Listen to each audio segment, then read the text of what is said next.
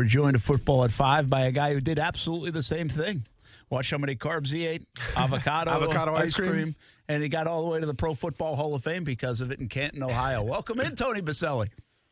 Yeah, that's a lie. I counted carbs, but how many I could eat, as I just stuffed down 2 cookies right before I got on the show.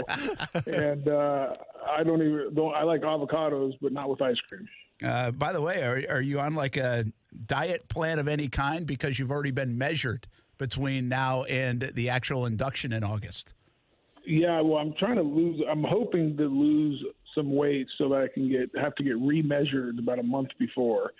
Because I'd like to be a little slimmer as I stand up there in Canton the first weekend of August. But we'll see how much discipline, based on what I just put in my mouth. I'm going in the wrong direction right now.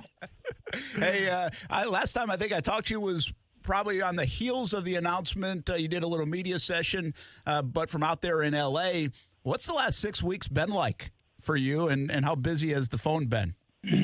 Yeah, it's been busy, but a good busy. I mean, it's, as you know, Brent, I mean, over the years, the last up to this year, over 6 years, I kept on hearing no. And you go through that process and, it's ups and downs and emotions and everything like that. And this is obviously completely different because it's a high and it continues to stay at a high. And you more requests for appearances and all that good stuff. But it's just such a cool feeling. And, day to day, I probably don't think about it. And I don't feel any different, but there's a bunch of moments and whether I was in Tampa the last couple of days or up here and people see you and they congratulate and they want to talk about it. And it definitely, having that HOF at the end of your signature, I've come to realize, and I think I knew this before, and it changes things. It's just, and for good or bad, I think sometimes how you're viewed as a player and, your position in the game and everything else is obviously it's different when all of a sudden you get inducted to the Hall of Fame. So it's been a fun process, and it's been a lot of great moments and great conversations, sharing with, ex-teammates and coaches and friends and family. So that's been a lot of fun. Tony, when we talk about, becoming a Hall of Famer, a lot goes into it. And one of the biggest moments is that I'm sure you're going to go through is when your bust gets revealed. What I've always wondered about the Hall of Fame and the bust being revealed, do you send them a picture? Do they take your measurements? Like, how does that process work? Do they just take a random picture that you hope is going to work out and you're surprised yourself? Or is it a picture that you actually send them that you prefer to them, to have busted or whatever? I don't know what you call it, busted? I guess. Yeah, busted. I don't want to be busted, but yes, making of the bust. Yeah. So they measured me at the Super Bowl after you get in. They measure you, and then I have to go. The sculptor's in Utah, so I got to fly. I think I'm going to go the first week of May and sit for the day in Utah, and they basically get to choose kind of. They want to take it from the era like when you were a player, so they'll take a younger Tony Boselli.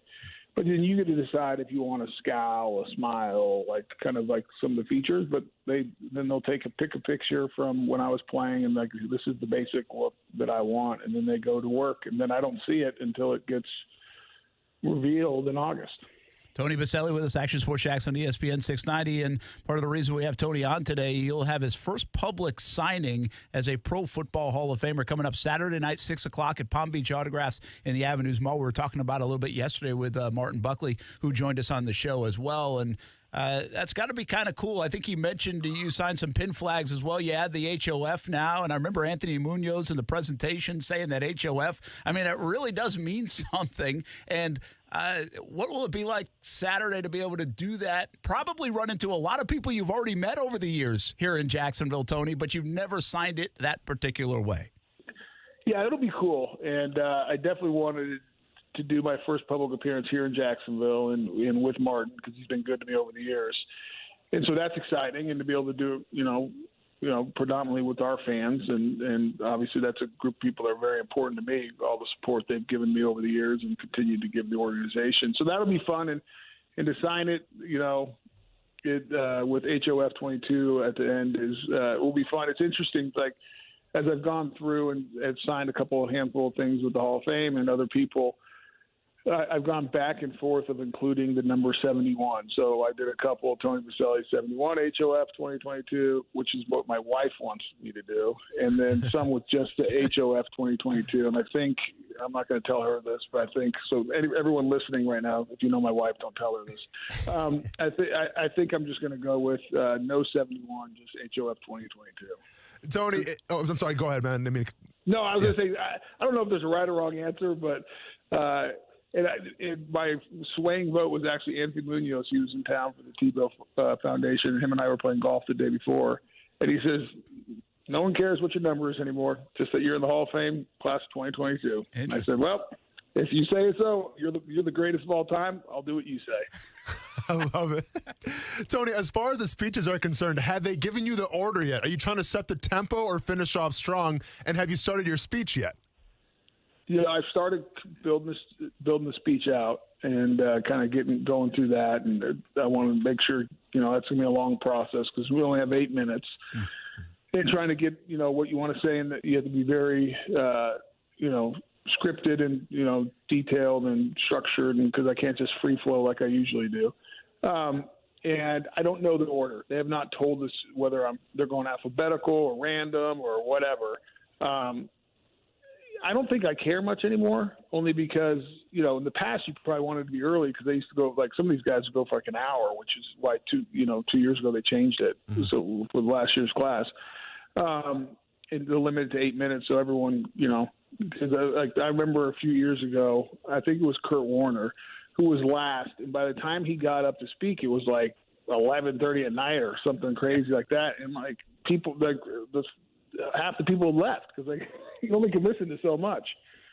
And so I like the change. It'll be a little bit shorter. I wish it was maybe a little bit longer than 8 minutes, but it'll be great. Well, Tony, I'm going to tell you right now, if they start playing the music, man, you just shut them right down. This is the first Jacksonville Jaguar going to the Hall of Fame. You take your time, man. If it's 20 minutes, if it's 30 minutes, we're all going to support you. Doesn't really matter.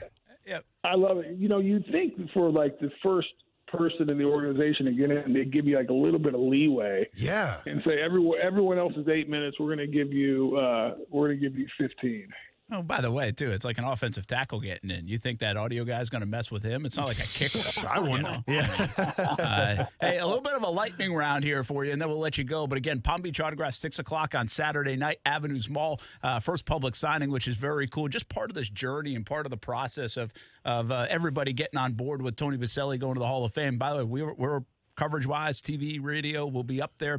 We've already rented the house. I hear that the number of people going up from Jacksonville has already even surprised the Hall of Fame, so they're very happy about that. So I think you'll have a lot of familiar faces up there, Tony, as well. Give us your thoughts on the Jags overall from what they did in free agency. I think they got their team better, but did they gain on a league that actually got a lot better in the AFC? Yeah, I mean, it's a great question, and I think they are better. They spent a ton of money, as everyone knows, and you guys, I'm sure, have talked about quite a bit. And they made some bets is really what they did. I mean, I think of, the Christian Kirk contract. And Christian's a good player, and he proved that at Arizona, but really kind of as that complementary role, second, third receiver, probably more than the third with what they had on the roster. And they paid him as a number one. And now you always overpay in free agency. That is just a rule. That's why every player wants to get free agency, because you're going to get more if that happens. And so you have to overpay, but they're Trent Baalke, Doug Peterson are basically saying, hey, this is a number one caliber receiver, and that's what we are going to pay him as, and that's what we think he can be.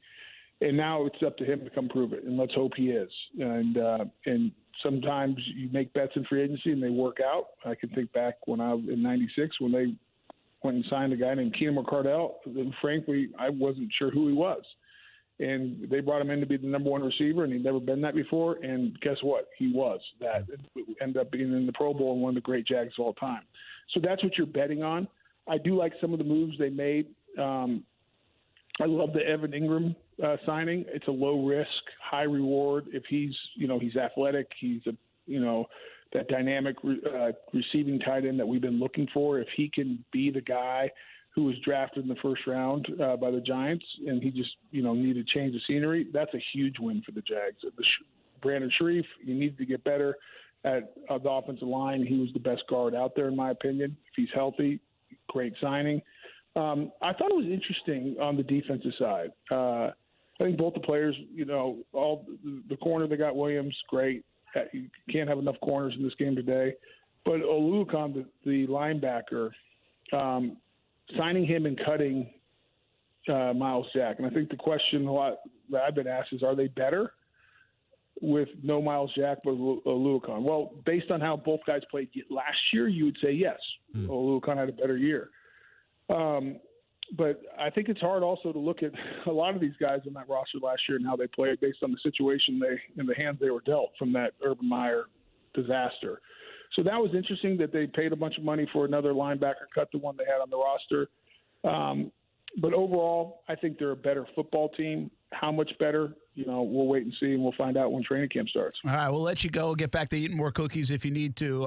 But Austen Lane played from 2010 to 2013 for the Jags. I'm just trying to think about the most critical thing you said about him as you were doing games or analysis. Well, listen, I whatever it is, I hope there's no tape out there because I don't. Austin's a MMA fighter right now, and I want nothing to do with Austen because he'll put me in one of those damn chokeholds where I'll be like tapping out and begging for mercy. And my body's just not built to go get in the ring with that dude right now. No. So Austen I was very nice. I thought you were underpaid, undervalued, Join the everything else in Jacksonville. I appreciate it, Tony. It's like I told you before, man, when I first got drafted, I believe I called into a show. I'm not going to say the station, Brent, because then you're going to find me. Yeah. But I called into a certain station, and I believe you were hosting it, and I talked about how you were very cool to me, if I'm not mistaken, in Stevens Point, Wisconsin, when I was in daycare in the summertime. And I believe I still have a Jacksonville Jaguars program, like a training camp program, signed by you. So, dude, as far as I'm concerned, you can say whatever you want about me. It's all good as far as I'm concerned, man. I love it. Yeah. Well, I appreciate it, Austen, and good luck with your fighting career. I've followed from a distance, and it's pretty cool what you're doing. I appreciate it. He'll be at the Avenues Mall on Saturday night. He'll bring that program. You just have to add HOF. There you go. That's right. That's exactly right. All right, man. Have fun with it Saturday. We'll talk to you soon. Thanks, guys. You bet. That's Tony Boselli, of course, Pro Football Hall of Fame.